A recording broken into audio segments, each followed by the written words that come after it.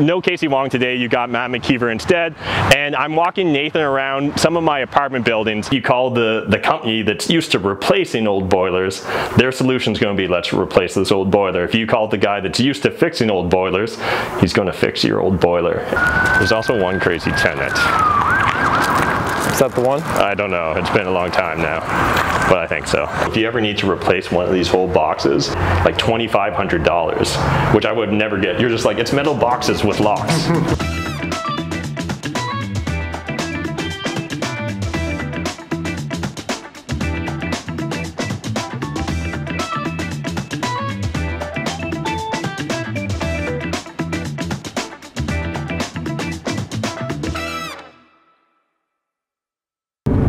And so like we're always kicking the tires on a lot of these like little small rise buildings you'll see and stuff, like you know, like that little red guy over there, or there was one actually just here on York Street we drove by that we've kicked the tires on a couple times. But there's like here in London there's a lot of like 12-unit purpose-built apartment buildings, all dating from the 50s to 70s that again, the biggest issue is usually they don't have AC, they don't have laundry, and they don't have dishwashers. We can normally fix 2 of those problems very fast and relatively affordable. The AC is a little bit more of an issue because they're almost always on boiler systems, and so there's no fast and easy solution for us.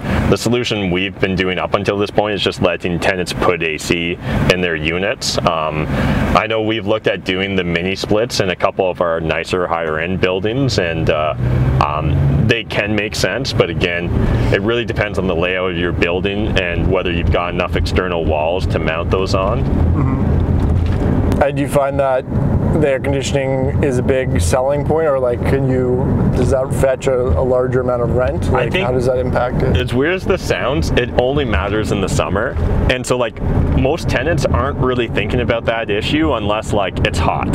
So if I'm showing you the unit and it's really hot, I think you'll find a lot of tenants are discouraged from wanting to rent it, but I think most in the winter won't really be thinking about that, and what ends up happening is, you know, it comes around to the summer, it's a little hot, but then they find the solution of, hey, I'll just buy an AC unit, right? And I think what helps a lot now these days too with those small apartment buildings like we were in is the fact that you don't even need window shakers all the time, right? They've got those little towers, and if you're relatively smart about like how you use your apartment and like having your blinds drawn or whatever so heat's not just like pouring in, they're usually able to keep it pretty good even with like 2 of those little towers. Right. This area right is Soho. I'm sure Kellen's probably talked to you about it a bunch as well. I think there's unlimited potential here, but there's a couple issues. One of those, it's not this one, but like behind that building's another tall building that is all on like government assistance,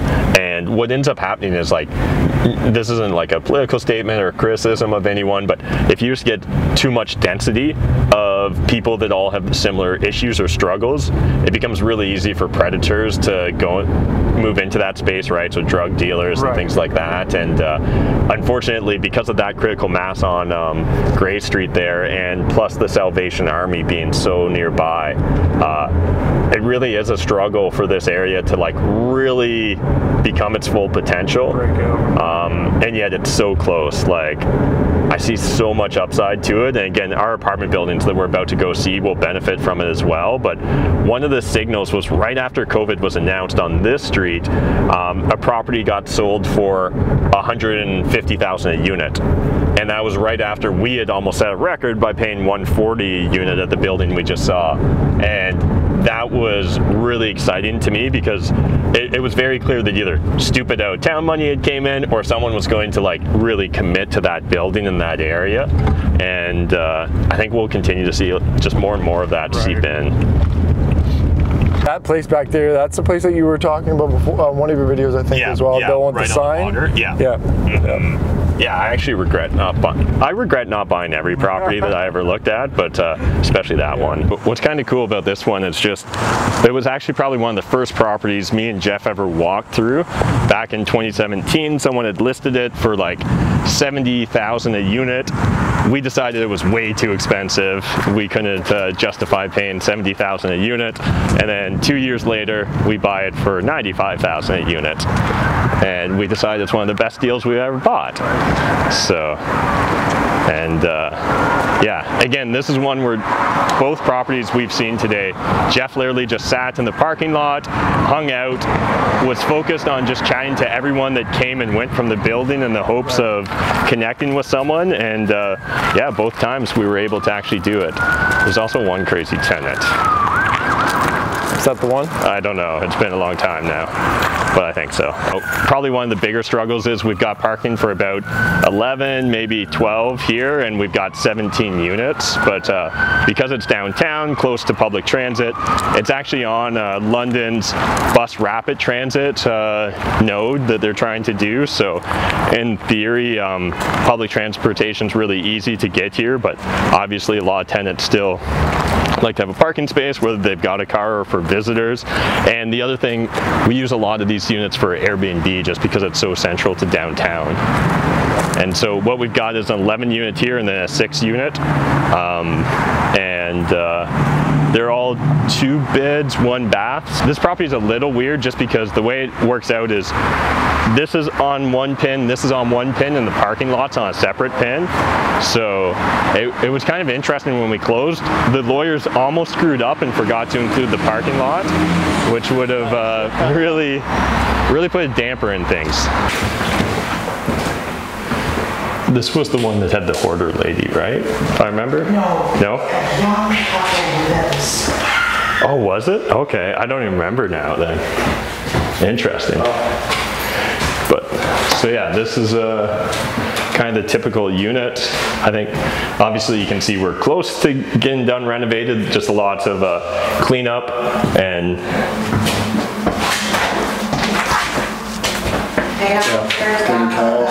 this is the one they're tearing out. Yeah. Again, problems are profits here, guys. Sometimes things don't go exactly according to plan. So we hired a new contractor, external contractor, to work on our bathroom tile here, and we can see that that's all caulking.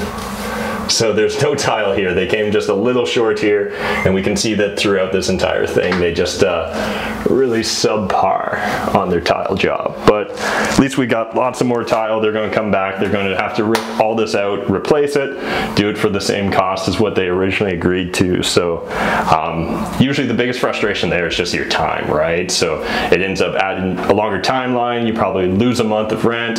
But again, that's why we build buffers into our numbers. Again, like not big bathrooms or anything, but it's got everything you need, full bath. This is nice for tenants that, you know, if they do have a kid or anything like that, the bathtub's often a lot more attractive.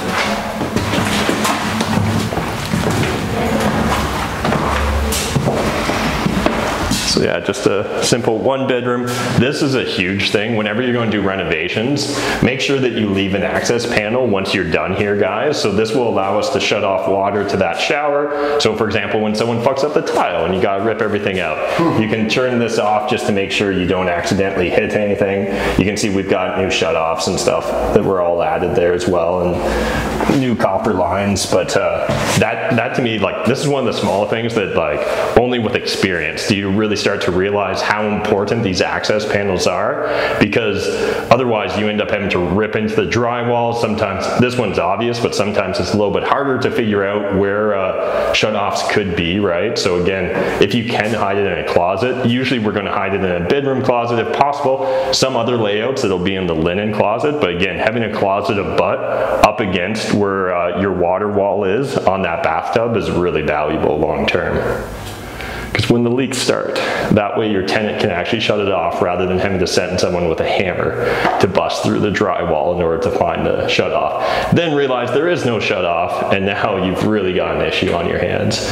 You gotta turn off the water to the whole building. New panel here, which you guys can see. So again, whenever we're going to be doing significant upgrades, we're going to add a new panel. When possible, having it, you know, outside of a bedroom, outside of the bath, or outside of the kitchens, desirable. Seems like that's what they like to see. And otherwise, again, you know, we got our rad heat. Oh yeah, there's the laundry right there. Our rad heat windows here. So again, if someone did want to put in a smaller window shaker unit, they could, or I think these days those tower units are more popular than ever before. But this one actually doesn't feel too hot. No, pretty good. So yeah, I guess any questions, Nathan, or any? No, not about this one. And so, yes, I can hear the YouTube comments already. These are new appliances. At some point in time, you can't always buy used because otherwise Cindy would have to work a full-time job just finding used appliances. So I think used appliances are key at the start when you're really frugal, when you're trying to stretch every dollar to the utmost, but then just the consistency of being able to plug and play things so that you can turn around these units as fast as possible is key to coming in on time and budget. I'm just like, what other things do we normally ask Casey?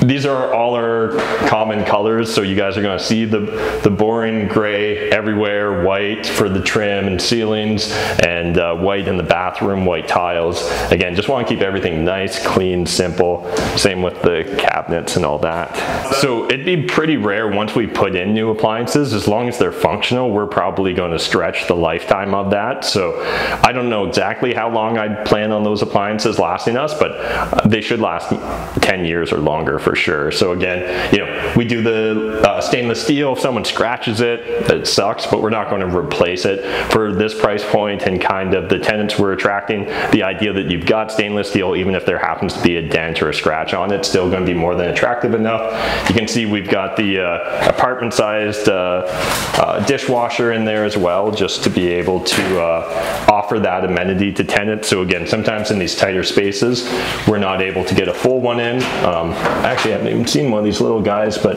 you can see you can still get a decent amount of stuff. I think the screws are still in, so it won't come down, but yeah. Countertops. And we'll have our laundry there. And yeah, you'll be able to go from essentially this unit before we put our fingers on it would have had no laundry, no dishwasher, older appliances, older kitchen, filled with a lot of shit and junk, and it'll be modern, clean, simple, and it'll have all the amenities people expect when they're paying those top dollars. Is this the Spider-Man building? Yes, this is actually the Spider-Man building. Where? They got it there, I'm assuming? We once had a girl break on top of the roof. Oh, right? yeah, 57. Oh, the other one? Yeah, Okay. the other one, and try to get in the window of a bathroom, which is a really tiny window. So you want to see the basement then? Yeah, let's do that. This is the furnace unit, and there usually is never paint in here, but we were fixing a unit.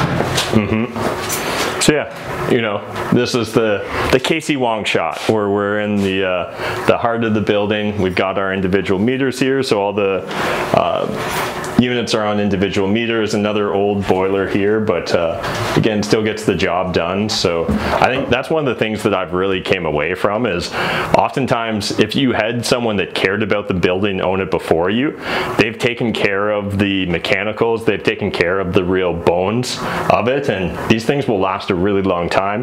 The key is, you know, having the right repair people on your Rolodex as well. So, you know, if you call the company that's used to replacing old boilers, their solution is going to be, let's replace this old boiler. If you call the guy that's used to fixing old boilers, he's going to fix your old boiler. And honestly, like, again, I forget, I think we've had to replace one in one of our buildings, but you know, when you're talking tens of thousands of dollars potentially in that versus an under $1,000 repair, this is important to be able to have the right people on your team.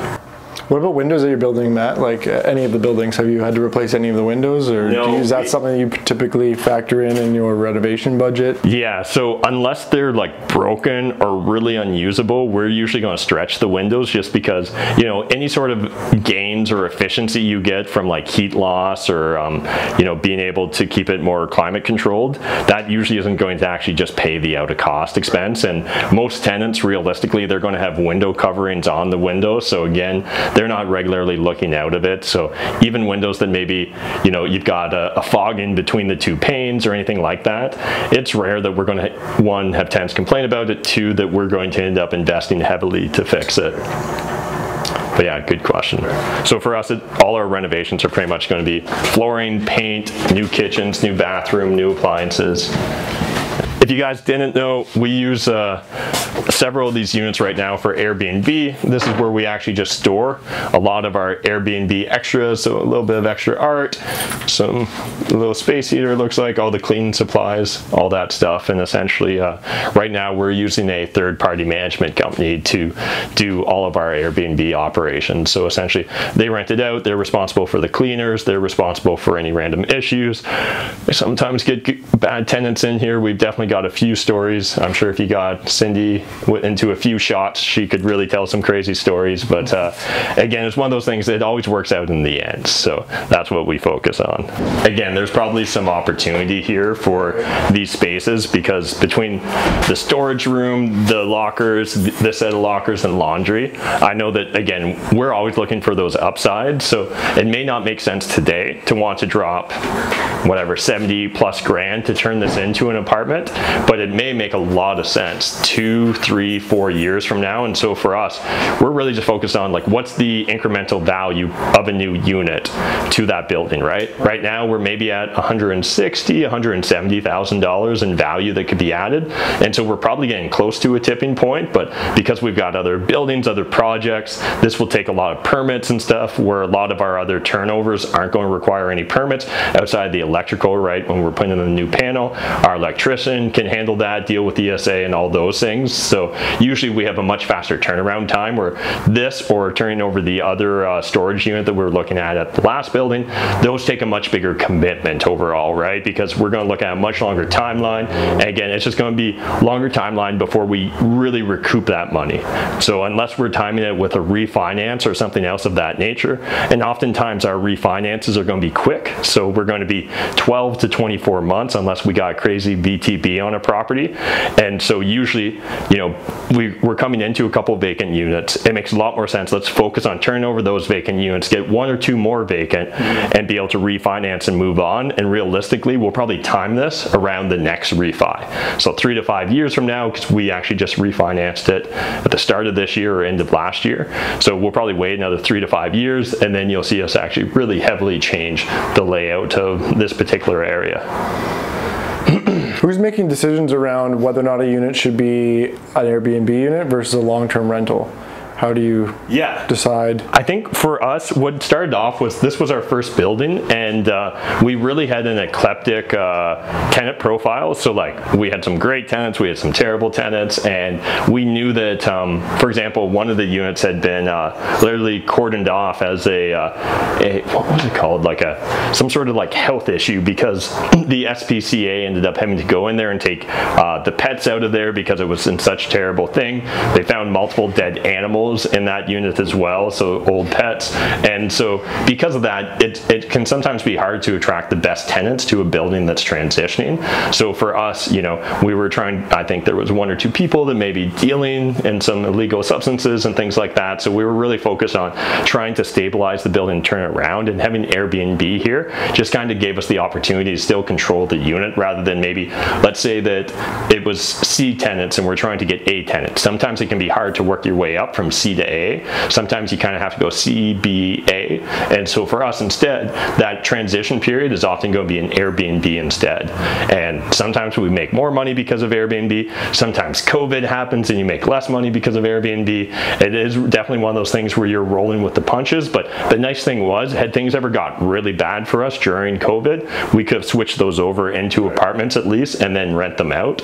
And realistically, had we rented out these units when we first bought the building, we might have been renting them out for $1,200 a unit. We're likely now we could be doing, you know, $1,400, $1,500 or better, and that really can make a big difference for us when it comes to our bottom line as well. So I think we're probably actually not that far away from looking at transitioning this, but again, it's just the 4 of us partners. We kind of discuss at high level. We usually lay out like a 6-month to a 1-year roadmap of kind of, this is the general direction we're going in. This is what we hope to get for tenant turnovers. This is where we want to see the gross rent roll, just laying out all those different factors, and then essentially just following through on it. And one of the hardest things is just not wanting to pivot all the time. I think oftentimes as entrepreneurs, or those of us that are used to, you know, just working hard and making the best of problems and profits, sometimes you want to force something too much, but it's important to stick to that plan, just because, you know, you're going to buy the next building and the next building. So like, could we decide to sweep all this out right now and fix it up? Absolutely. But one, it causes disruption because a lot of tenants are going to be used to having laundry, and so because we don't have laundry in all the units, you're going to get some friction there. There are a couple of these that I think are still used by original tenants as well. So again, like, absolutely, we can buy them out of these leases, right? And be like, hey, if I give you $1,000, will you give up renting this for $25 a month?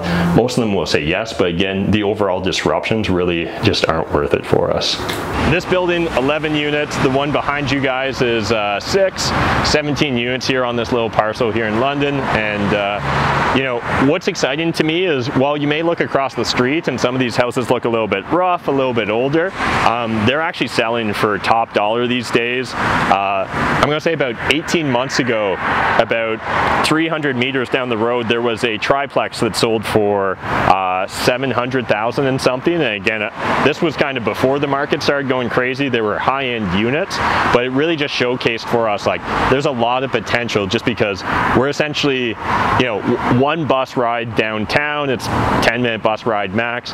You're like a 3-minute drive from downtown London as well. So there really is a lot of opportunity here. It is on a main highway, so that's both good and bad. You've got the, you know, the good of public transportation, easy to zip around the city, get to the highways. The bad is that, like, it is high traffic. There is an LCBO right beside us, so that, you know, LCBOs that are kind of in downtown locations or close to downtown locations, they sometimes people aggregate or congregate in those parking lots and stuff like that. Not necessarily desirable, but again, long term, we see a lot of potential with this property and every other property we've bought. So what we love focusing on is cash flow for today, but long term appreciation, knowing that, like, hey, if this city continues to grow, these areas are going to continue to improve and become in higher demand.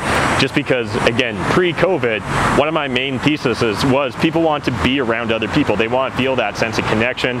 They want to be able to be where all the activity, everything's happening, right? So again, that was one of the logic here behind wanting to get this property. We replaced these two roofs. I think that one was $15,000 plus taxes, and this one was $30,000. And you get multiple quotes. I know you probably work with Mike, right? Yeah, but like, Mike. You just trust him to give you the best price, essentially? I think we trust Mike to give us the best price, yeah. But I would always encourage other people to get multiple quotes. Yeah. But the other nice thing is, like, Mike is a landlord, so he does think like a landlord. So right. He'll help you figure out, like, you know, what needs to get replaced, what maybe could be replaced, but isn't an absolute necessity. And very valuable. Yeah, 100%. I wanted to finish the rant because I could already hear the YouTube commenters at home chatting about, hey, wait, Casey Wong brings a plumber through who literally scopes the entire line of his buildings. Doesn't he also usually bring through a PNG to actually look at it? And now I know all you guys are asking what a PNG is. Physical engineer, that's what he's talking about, right? I'm pretty sure that's what a PNG is. Yeah, physical engineer. And again, those can be very valuable. It depends upon the individual project that you're undertaking, though. And so for us, we're usually, like, again, an informal inspection for us sometimes is a faster way to get the deal actually under contract. So we might walk through and literally just ask every tenant, hey, you got any water issues? Do things back up ever? And then if we start to notice some signals that tell us, like, hey, maybe there are issues here, then we'll actually go into making a bigger deal out of it. Because for us, oftentimes, we are looking at deals that have enough meat on the bone or enough upside that we're not worried about having to squeeze every single penny out of the deal. And often we're looking at trying to create a serial relationship here. So again, that first building I walked you guys through, that's not the only building that owner owns. In fact, he's got a portfolio of like 100 other units. And so we want to be able to keep a good relationship in the hopes that we can buy more buildings off of them in the future. And so that's often an additional factor we're taking into consideration when approaching the entire deal and it's in its entirety when looking at the negotiation process. So we're not just getting hung up up on just this deal, just this detail. We're really trying to look in aggregate. What does this add up to, or what's the potential there? So again, not saying you shouldn't get a property inspector, not saying you shouldn't have a PNG come through, not saying you shouldn't bring a plumber through to scope your lines, but what you need to really understand is what's the upside or downside in doing so. And for us, oftentimes we're able to get to a certain comfort level where we know we can move forward on the deal. So just food for thought there, guys. If you guys want to follow along on my real estate journey, I've got a lot of posts and stuff going on Instagram. It's Nathan_Klym. So yeah, would definitely like to share more info there.